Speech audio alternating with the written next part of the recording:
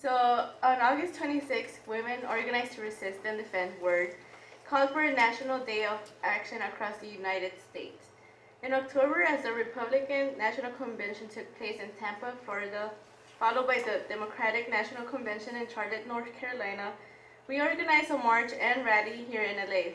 Women in LA and many other cities, including San Francisco, New York City, and Chicago, participated in marches, rallies, and speakouts during the National Day of Action on Women's Equality Day, August 26th, and the National Week of Action, October 16th through the 22nd.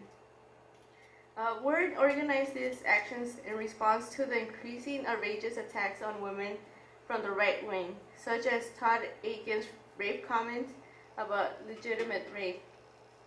We circulated a petition demanding Todd Aiken's resignation.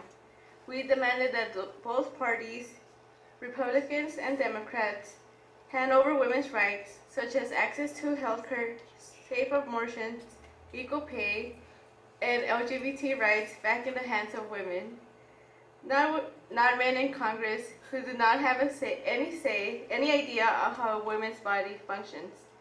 Women should be able to dictate their own future, and we should not allow those in Congress or either party to use our rights as bargaining chips.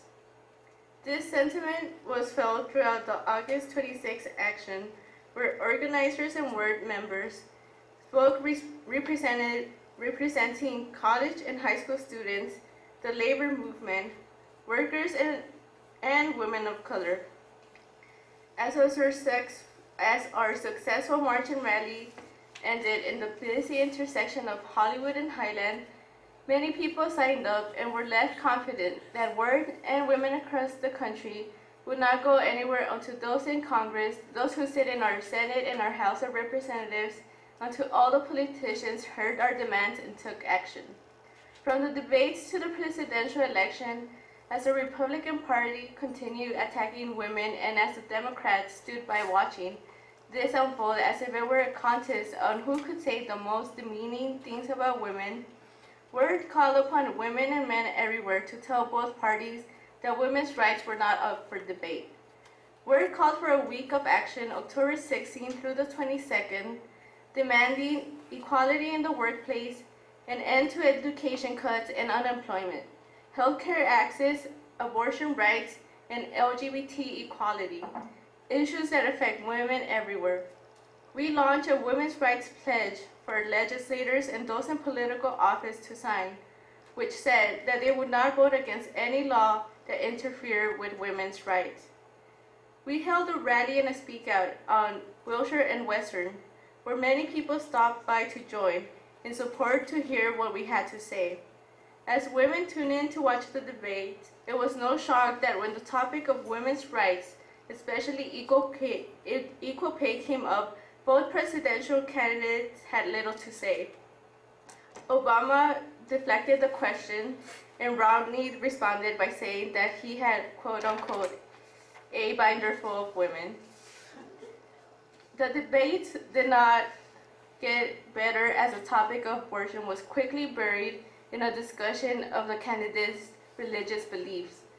This is why WORD continues to call upon women everywhere to come into the streets and demand our rights.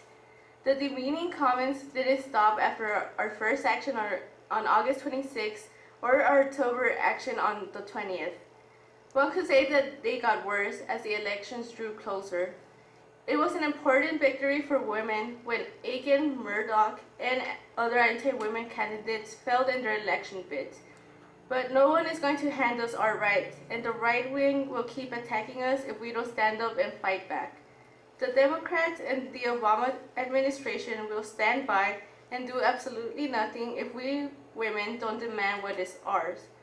Those who hold power won't be affected by taking women's rights away. It is us, the women of this country, who will be the most affected. It is our mothers, sisters, grandmothers, daughters, all the women in our lives who have everything to lose if we sit by and let men decide our fate. It is we who have to live with these laws every day, and it is our responsibility to stand up and answer whenever a call to action is made. WORD will not go away until our demands are met. and until women had freed themselves from oppression.